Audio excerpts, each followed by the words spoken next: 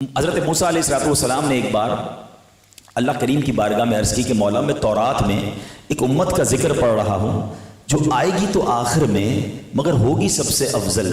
اے اللہ وہ ایک نیکی کرے گی اس کو 10 نیکیاں ملیں گی، اے اللہ وہ امت میری امت کر دے۔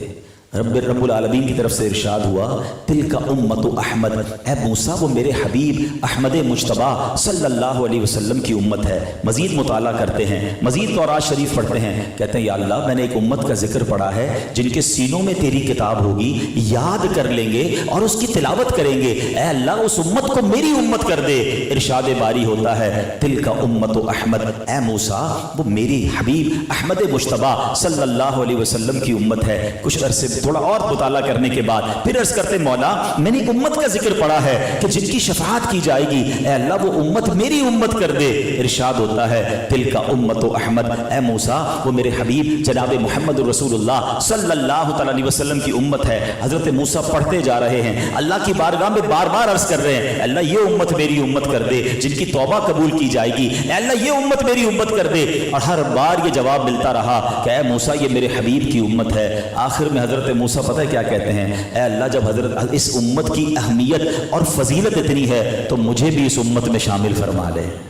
کلیم اللہ ہے مگر کیا فرما رہے ہیں، عرض کر رہے ہیں کہ مولا مجھے بھی نبی پاک آخری نبی کی امت میں شامل کر لے۔ اے امتیوں یہ مقام ہے تمہارا، وہ ہمارے نبی ان کے ہم امتی، امتی تیری قسمت پہ لاکھوں سلام، میری خوش قسمتی میں تیرا امتی۔ ہمیں شاید اندازہ ہی نہیں ہے کہ ہمیں کتنا بڑا مقام دے دیا گیا۔ قیامت کے دن ہم بے شک سب سے آخر میں آئے ہیں، مگر قیامت کے دن سب سے پہلے نبی پاک جنت میں جائیں گے، اور اس کے بعد تمام امتوں میں سب سے پہلے جو امت جنت میں جائے گی وہ جناب رسول اللہ کی امت ہوگی۔ اور جب تک امت رسول داخل نہیں ہوگی جنت میں، یہ جنت باقی تمام امتوں کے لیے ممنوع ہوگی، حرام ہوگی۔ اور یہی بات سیدی اعلیٰ حضرت لکھتے ہیں نا، آپ فرماتے خلد ہے سب پر حرام جائے نہ جب تک غلام، خلد ہے سب پر حرام جائے نہ جب تک غلام، ملک تو ہے آپ کا تم پہ کروڑوں درود۔